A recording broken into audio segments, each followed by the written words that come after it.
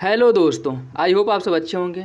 साथियों, इस वीडियो में हम लोग इकोनॉमी अर्थव्यवस्था के जो महत्वपूर्ण प्रश्न हैं जो विभिन्न एग्जामों में पूछे गए हैं और जो फैक्ट हैं जो इम्पोर्टेंट है जो एग्ज़ाम की दृष्टि से बहुत महत्वपूर्ण है उनको डिस्कस करेंगे। यह मुश्किल से 8-10 मिनट का वीडियो रहेगा जो आपके लिए बहुत ही इंपॉर्टेंट है, तो यह वीडियो इसकी बिल्कुल मत करिएगा, ज़रूर देख लीजिएगा। ठीक है, क्योंकि क्वेश्चंस कहाँ से बन जाएँ कोई नहीं जानता है। और अगर इतने अच्छे कंटेंट आप लोगों के लिए प्रोवाइड कराया जा रहा है तो ये आप लोगों का दायित्व है कि आप लोग अच्छे से देखें। ठीक है, और इसमें जो इंपॉर्टेंट लगे उसे नोट भी कर सकते हैं, और नहीं तो फिर इसका पीडीएफ टेलीग्राम चैनल पे अपलोड कर दिया जाएगा, वहाँ से आप लोग डाउनलोड कर लीजिएगा और फिर से जो इंपॉर्टेंट लगेगा उसे नोट कर लीजिएगा या फिर से इसका रिवीजन कर लीजिएगा। और यदि चैनल पे नए हैं तो सब्सक्राइब जरूर कर ले, बेल आइकन को प्रेस कर ले, जिससे वीडियो के महत्वपूर्ण नोटिफिकेशन आप लोगों को मिलते रहें।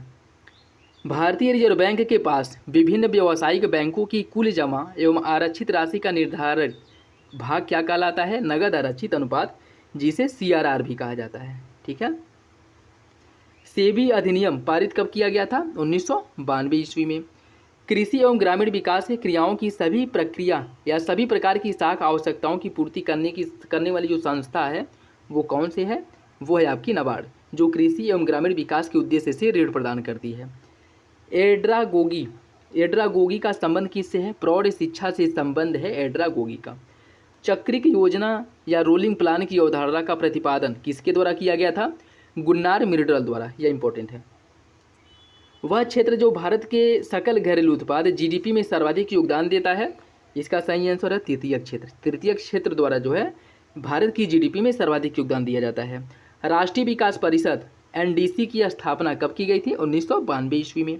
भारतीय अर्थव्यवस्था के उदारीकरण का पायनियर किसे कहा जाता है?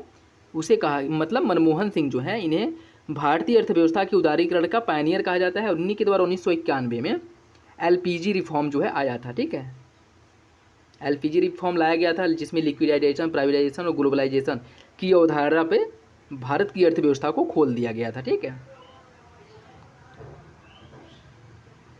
वास्तविक प्रति व्यक्ति आय, क्रय शक्ति क्षमता, प्रौढ़ साक्षरता एवं जीवन प्रत्याशा घटता है। मानव विकास सूचकांक के ये सभी किसके घटक हैं?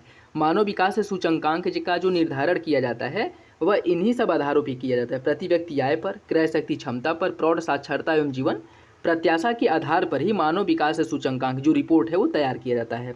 पॉल क्रगमैन कौन है? यह एक अर्थशास्त्री हैं। फ्रांस की मुद्रा क्या है? फ्रैंक। भारत में गरीबी के निर्धारण हेतु योजना आयोग द्वारा डॉक्टर वाई के अलग समिति का गठन कब किया गया था? 1977 में। ये भी इंपॉर्टेंट है, याद रखिएगा। ये भी, इस समिति का गठन भी गरीबी रेखा के निर्धारण से, जैसे एक रंगराजन समिति हो गया, सुरेश तेंदुलकर समिति हो गया, इनका गठन भी गरीबी रेखा निर्धारण के लिए किया गया था। ठीक है, और ये जो अलग समिति है इसका गठन भी, वाई की अलग समिति का गठन भी गरीबी रेखा के निर्धारण के लिए किया गया था 1977 ईस्वी में।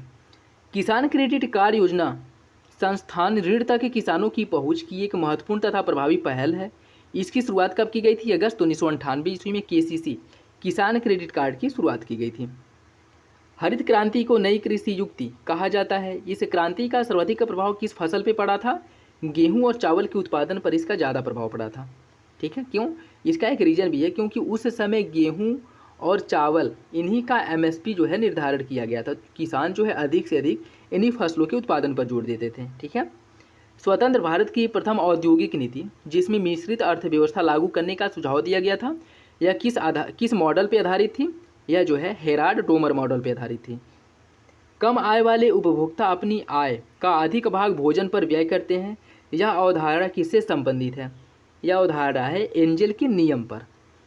किसी संपत्ति को एक विशेष मूल्य पर बेचना और पुनः वैसी दूसरी परिसंपत्ति को उससे कम मूल्य पर खरीद लेना, इस प्रक्रिया को क्या कहा जाता है? Trading down. भारत में मिश्रित अर्थव्यवस्था का अर्थ क्या है? सार्वजनिक और निजी क्षेत्र का सह अस्तित्व। वह विचार कि भविष्य में भारतीय नियोजन में वस्तुओं से अधिक ध्यान व्यक्तियों पर देना चाहिए, यह किसके द्वारा दिया गया था? अमर्त्य सेन द्वारा। वह अर्थशास्त्री जिसने भारत में सबसे पहले वैज्ञानिक दृष्टि से राष्ट्रीय आय की गणना की थी, इसका सही आंसर है ऑप्शन, सॉरी साथियों, इसके जो कौन थे वैज्ञानिक जो थे वो थे VKRB राव। ठीक है, VKRB राव थे जिन्होंने कहा था कि भारत में सबसे पहले वैज्ञानिक दृष्टि से राष्ट्रीय आय की गणना करनी चाहिए। 1949 में भारत सरकार द्वारा नियुक्त राष्ट्रीय आय समिति के अध्यक्ष कौन थे? PC महालनोबिस। किसी देश की जो आर्थिक समृद्धि का सबसे उपयुक्त मापदंड है वो क्या होता है? प्रति व्यक्ति वास्तविक आय। या किसी भी देश की आर्थिक समृद्धि का सबसे उपयुक्त मापदंड होता है। ठीक है। काली क्रांति का संबंध किससे है? इसका ये जो है कच्चे तेलों के उत्पादन से संबंधित है काली क्रांति, मतलब पेट्रोलियम, क्रूड ऑयल।